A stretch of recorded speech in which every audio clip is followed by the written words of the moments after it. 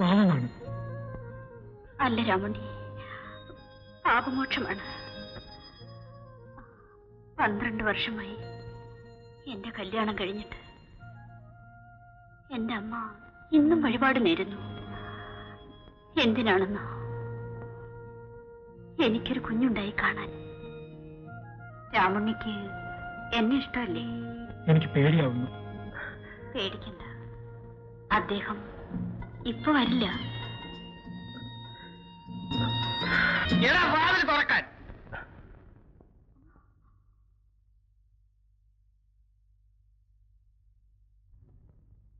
തുറക്കാൻ.